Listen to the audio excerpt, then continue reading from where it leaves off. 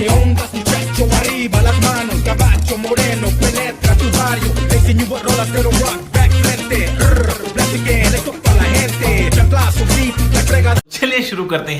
तो भाई finally duty drama हो गया एंड आज हम उसको करेंगे समराइज और बताएंगे उसका मोरल। तो ये जो स्टोरी है ये एक लड़की की जिसका नाम है निर्मा, निम्रा बस जो है यही है निर्मा। तो भाई निर्मा एक ऐसा करेक्टर है जो कि लड़की है, झूठ बोलने में एक्सपर्ट है और बहुत लालची है और इसका ख्वाब है कि पैदा तो मिडिल क्लास खानदान में हुई है लेकिन उसको शादी करनी है अमीर इंसान। और फिर आता है नासिर जो एक सीधा साधा और शरीफ इंसान है और उसको जाती है निम्रा से मोहब्बत और वो सीधा उसके घर शादी का प्रपोजल लेके जाती है। यही कि मेरा एक प्यारा सा लल्ला हो जिसकी आंखें मुझ पर जाएं, नाक भी मुझ पर, होंठ भी मुझ पर और सब कुछ मुझ पर।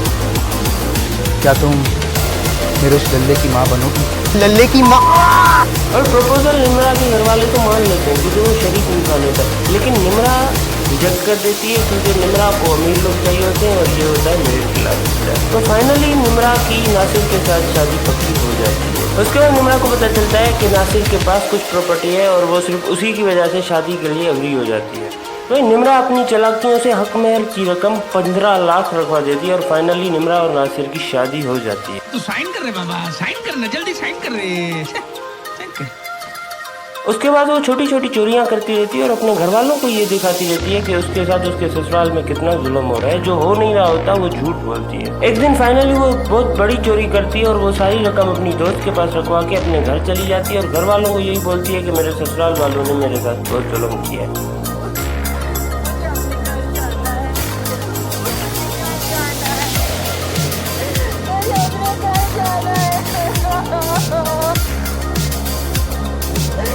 निम्रा के घर वालों और ससुराल वालों के बीच में झगड़े शुरू हो जाते हैं और उसका एंड यही होता है कि निम्रा और नासिर की हो जाती है डिवोर्स। अब ये सारा पैसा इसको मिल चुका होता है और इसने अपनी दोस्त के पास रखा होता है। अब ये सोचती है कि इसको इस पैसे का क्या करना है और फिर फाइनली ये सोचती है कि ये इन पैसों को करेगी इन्वेस्ट जिसका इसको मुनाफा होगा। अब ये चाय का दुकान खोलेगा, चाय, biscuit, lemon, soda, rice mill. उसके बाद निम्रा की मुलाकात होती है अली से जो पहले तो उसका डीलर होता है लेकिन बाद में उनके बीच में मोहब्बत शुरू हो जाती है।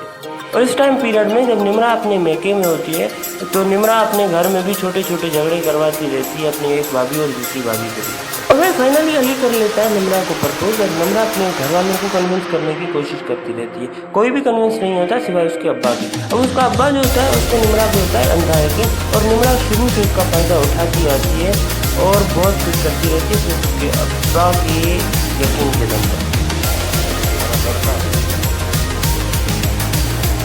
निम्रा अली को अपने घर बुला लेती है और अपने घर वालों से भी मिलवा लेती है। अब शुरू में तो उसके भाई इस रिश्ते के लिए नहीं मानते लेकिन फाइनली फिर ये रिश्ता पक्का हो जाता है और इन लोगों की शादी भी हो जाती है।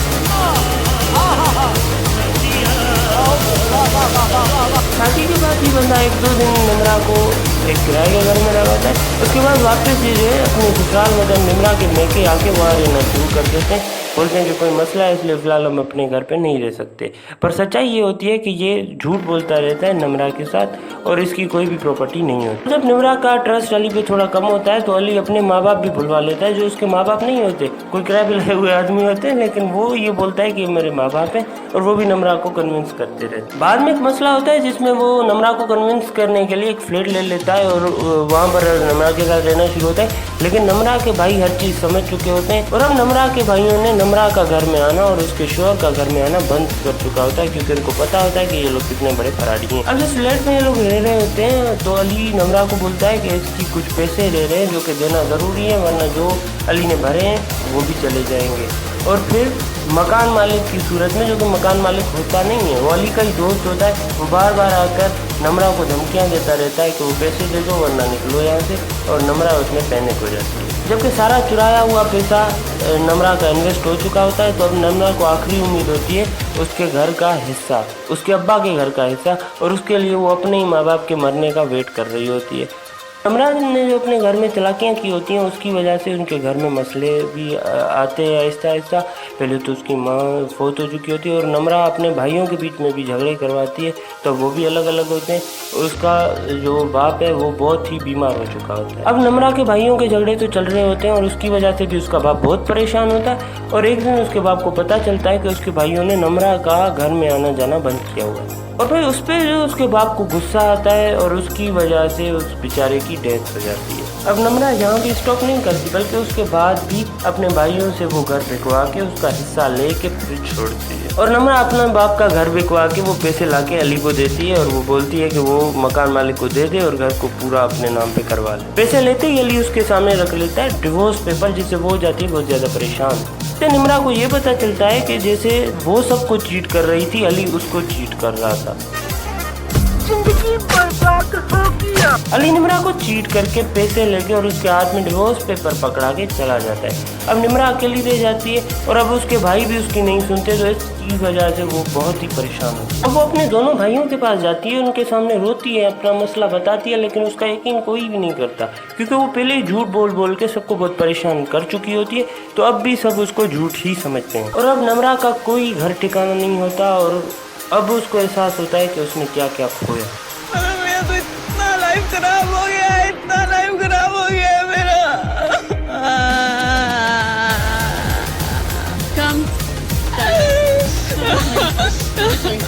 जैसे कि KRY के हर ड्रामे में अपनी गलती का एहसास होने के बाद हर हीरोइन किसी न किसी दरगाह पे जाती है, तो इसी तरह नम्रा भी जाती है एक दरगाह पे। उसके बाद ऐसे ही बस वो अकेली रह के पागल हो जाती है। उसको एहसास तो होता है लेकिन अब उसका कोई फायदा नहीं होता।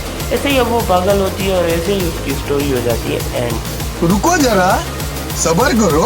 और अब हम बात करेंगे कि इस पूरी स्टोरी का मोरल क्या था। इस स्टोरी का मोरल ये था कि हमें सच बोलना चाहिए और झूठ से अवॉइड करना चाहिए। अगर हम झूठ बोलेंगे आज तो कोई यकीन कर लेगा, पर हमें झूठ की आदत हो जाएगी और जब हमें झूठ से चोट लगेगी और हम सच बोलना शुरू करेंगे तब लोगों को तो पता चल चुका होगा ना कि हम झूठ बोल रहे थे और कोई हमारे सच का भी यकीन नहीं करेगा। इसलिए हमें झूठ से अवॉइड करना चाहिए। मेरे ख्याल से इसका यही मोरल था। तो इसका दूसरा मोरल ये था कि अगर आज आप किसी को चीट कर रहे हैं, कल कोई आपको भी चीट कर सकता है, तो किसी को चीट करने से भी बंदा अवॉइड करे। अब यही थी इस ड्रामे की स्टोरी और यही था इस ड्रामे का मोरल।